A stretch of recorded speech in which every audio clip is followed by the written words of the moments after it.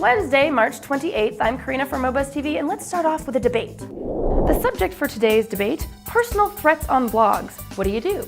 We bring it up after reading about a blogger, Kathy Sierra, who received threatening emails and comments and found threatening posts about her on other blogs in connection to criticisms of her books. Now, we won't go into the details, but what's interesting is the discussion it seems to have sparked about what is protected speech, what's inappropriate, and what's just plain illegal. Now, as concerns the law, it's pretty clear. You cannot threaten death or incite others to murder in these forums, but what about what's just inappropriate? Where's the line between, well, for the sake of free expression, we'll leave this scummy comment up, and this is just too scummy and it has to come down? We've certainly taken some comments off of MoBuzz before, though no death threats yet, but it's an interesting ethical question to ponder. Does it come down to the target of the comment, to his or her comfort level, or do we have an obligation to put up with a bit of discomfort for the sake of free expression? Discuss. On to Flickr now, which of course has entered one of the most long-standing debates on what is and isn't appropriate with their approach to naked pictures.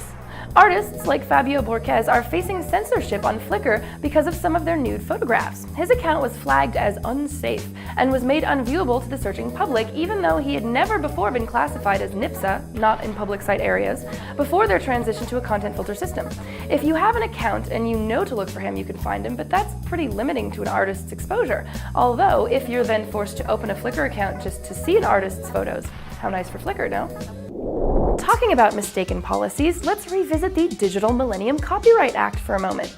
Bruce Lehman, one of the key creators of the law, recently shook things up at a panel discussion in Montreal by admitting that, well, they screwed up with the DMCA and perhaps we should try something new. Specifically, he said, quote, "Our attempts at copyright control have been unsuccessful. At least in terms of music, I think we're entering a post-copyright era." Wow. Lehman suggests that music may have to rely more heavily on other sources of revenue, like merchandising and live concerts, and that broadcasters may actually end up commissioning songs from artists. With so much talk about how the system is broken, it is nice to get at least some discussion started about how, maybe, to fix it.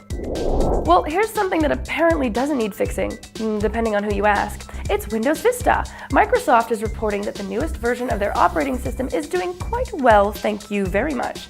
They are treating their sales figures of 20 million copies of Vista sold in the first month as a bit of a pat on the back. Some are willing to step back and say, well done then, while others question whether the figure is really that impressive considering how many PCs are being sold a year.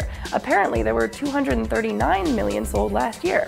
But hey, stats are fun and 20 million is a nice round number, so woohoo! In mobile buzz, kids in the UK are being presented with an offer that marketers hope they can't refuse. A startup mobile provider, Blick, will start offering young customers free phone calls and texts in exchange for sending them advertising. Customers, or members as Blick prefers to call them, will never be billed for their mobile use, but will have instead to view advertising and respond to it with questionnaires and the like, in order to help advertisers get feedback on their campaigns.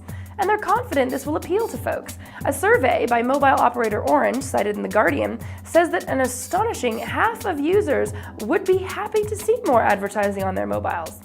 Happy? For more ad bombardment? Who are these people? That's it for today. Until next time, we want to know, where do you think bloggers and vloggers should draw the line on nasty or abusive comments? Not in terms of what's legal, but what's ethical.